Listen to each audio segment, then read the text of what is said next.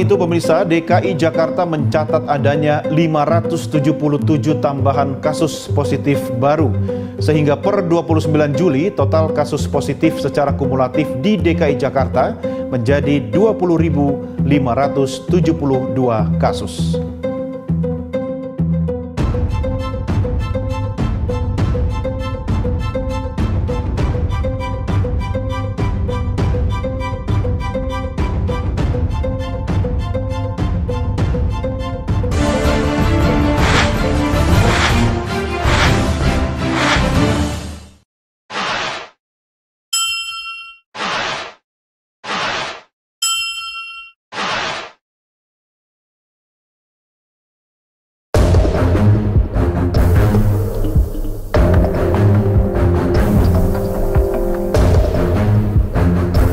Membicarakan COVID sejauh ini tidak bisa selesai. Sulit untuk diam karena menyangkut soal nyawa.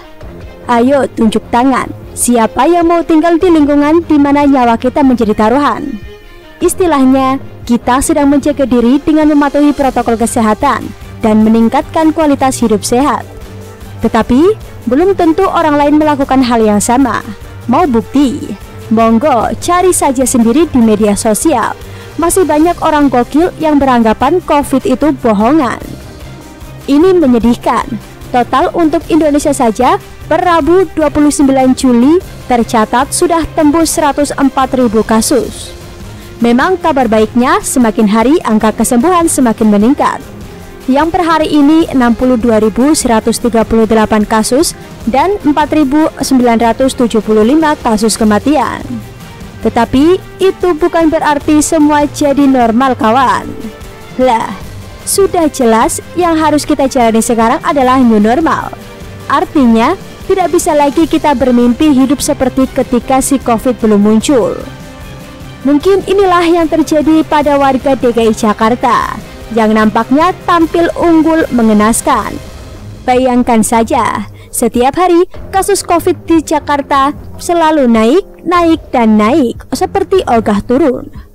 Menurut pengakuan Mas Anies, Gubernur DKI Jakarta, per hari Rabu kemarin bertambah 584 kasus di DKI Jakarta yang dipimpinnya. Setiap hari kita mendengar kasus baru di DKI Jakarta. Hari ini angkanya agak besar di atas 400. Diumumkan sore ini jumlahnya. Persisnya kita akan ada 584 kasus baru. Kata Anies dalam webinar yang disiarkan melalui Zoom Rabu dikutip dari kompas.com.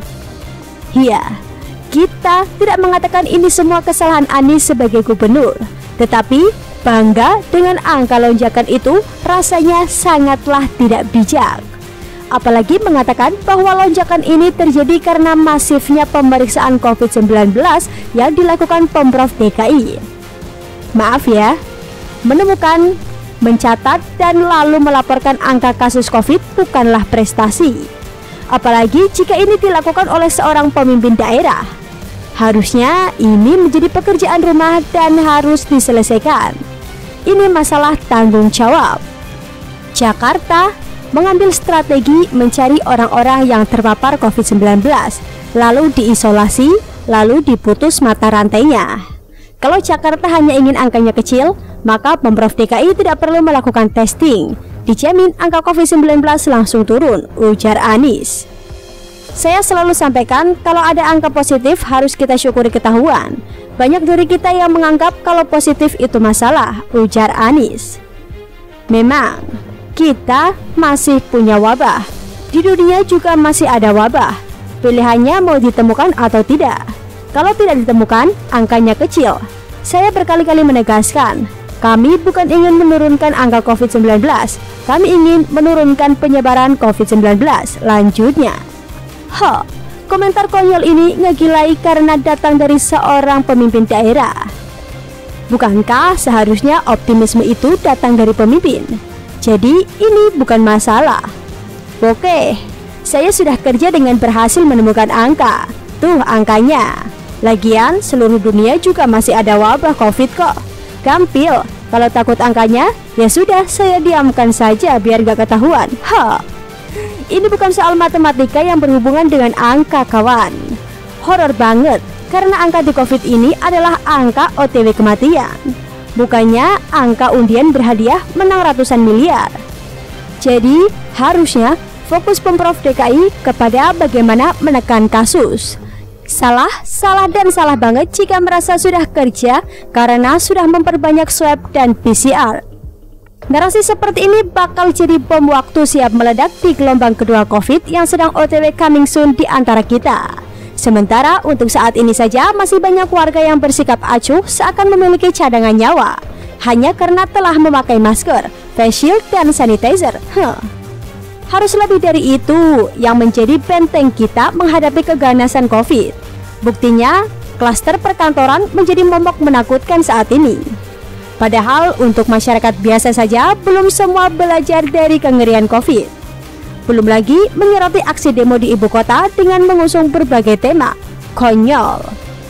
Menurut penulis, sejauh ini yang dilakukan Pemprov DKI sepertinya bermain petak umpet dengan si COVID. Hanya karena berbekal berbagai macam tes merasa sudah cukup untuk uji nyali taruhan nyawa dengan COVID. Jangan begitu dong. Ubah dan ubahlah mindset atau cara pandang warga DKI. Masukkan saja.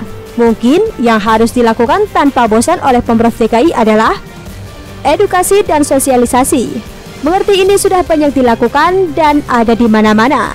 Tetapi bukan berarti karena sudah lalu dianggap selesai. Lakukan terus di berbagai ruang publik dalam kemasan yang menarik sehingga tidak menimbulkan kebosanan. Kemudian, pengadaan fasilitas cuci tangan di tempat umum, termasuk juga pasar tradisional, sehingga kesadaran menjaga diri dan standar hidup sehat tumbuh di masyarakat. Ketiga, sanksi sosial dan hukum bagi warga yang lalai memakai masker ataupun bentuk-bentuk keramaian atau kerumunan yang berpotensi sebagai penyebaran COVID.